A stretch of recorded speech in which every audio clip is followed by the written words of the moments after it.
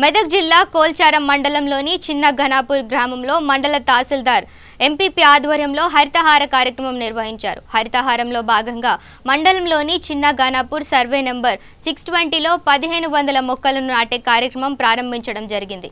ఈ సందర్భంగా తహసీల్దార్ మాట్లాడుతూ నాటిన ప్రతి మొక్కను సంరక్షించాలని బాధ్యత ప్రతి ఒక్కరి మీద ఉందని అన్నారు. ఈ కార్యక్రమంలో గ్రామ sarpanch Indira Priyadarshini, MPTC beat officer Sharada, ward సభ్యులు తదితరులు పాల్గొన్నారు. చిన్న గన్పూర్కు మన ఎంపీపీ మేడంకు, తహసీల్దారు అందరికీ, మన పోలీస్ డిపార్ట్మెంట్ అందరికీ నమస్కారాలు. హరితహారం అందరి బాధ్యతగా చెట్లు పెట్టి పెంచగలమని, అందరం చేయగలమని చెప్తున్నాం. హరితహారం అనే కార్యక్రమం కింద ఫారెస్ట్ భూమి ఖాళీగా ఉండడం ఇట్లా ఎందుకు వృధా చేయడం అని చెప్పేసి, అదేవిధంగా మనము ఒక పచ్చదనం నెలకొనాలి అనే ఉద్దేశంతో 1500 చెట్లు ఇక్కడ టార్గెట్. దాన్ని మనం అందరము సంరక్షించి మంచిగా పెంచాలి చెట్లను పచ్చదనంగా. మన మండలాన్ని మన చిన్న ఘనాపూర్ గ్రామంలో సర్వే నంబర్ 620 అరంపౌ ల్యాండ్లో మనం 1500 మొక్కలు నాటే కార్యక్రమాన్ని మనం చేపట్టాం. మరి ఈరోజు మన జిల్లా జాయింట్ కలెక్టర్ గారు, ఆర్డీఓ గారు వచ్చేవారు ఉండే, వారికి వేరే పనిలో నిమగ్నమై ఉన్నారు, వేరే మీటింగ్లలో ఉన్నందుకు వారికి వీలు కాలని చెప్పి మనల్ని ఎంపీపీ గారి ద్వారా స్టార్ట్ చేసుకోమని ఆదేశించారు. వాళ్ళ ఆదేశాల అనుసారంగా మనం 1500 చెట్లు నాటే కార్యక్రమం ఈరోజు మరి చెట్లు నాటడం జరిగింది. ఈ మొక్కను ప్రతి ఒక్కరూ అందరూ కూడా రక్షించాలని. తండ్రి మూడో పెళ్లి చేసుకుంటున్నాడని తన చెల్లికి తల్లికి న్యాయం చేయాలంటూ ఒక యువకుడు వాటర్ ట్యాంక్ ఎక్కిన సంఘటన రాజన్న సిరిసిల్ల జిల్లా కేంద్రంలో చోటు చేసుకుంది. రాజన్న సిరిసిల్ల జిల్లా ముస్తాబాద్ మండలగూడెం గ్రామానికి చెందిన నడిమేల సందీప్ అనే యువకుడు జిల్లా కేంద్రంలోని విద్యానగర్లో న్యాయం కావాలంటూ వాటర్ ట్యాంక్ ఎక్కాడు.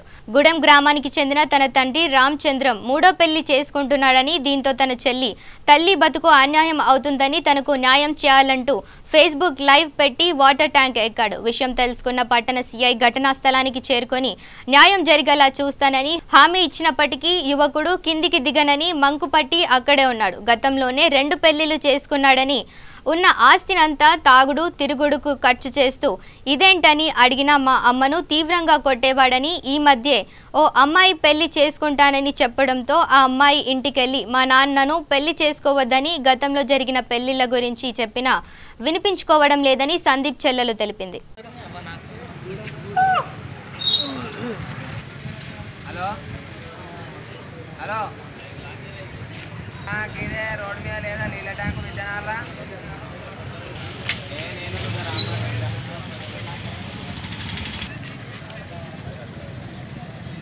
ఆఫ్టర్ 1 year తర్వాత వదిలిపెట్టేసి ఇంకొక ఆమెను తీసుకొచ్చుకున్నాడు. మళ్ళీ వాళ్ళ మధ్యలో ఏం జరిగినో తెలియదు.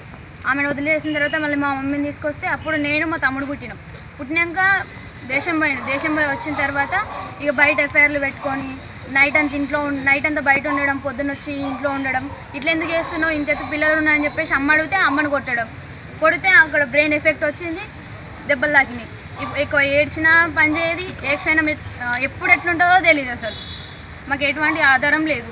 మళ్ళీ ఇవన్నీ చేసుకున్నాక కూడా నేను పెళ్లి చేసుకుంటున్నానంటే నేను హాస్టల్లో చేరిన ముస్తాబాద్ కేజీబీలో.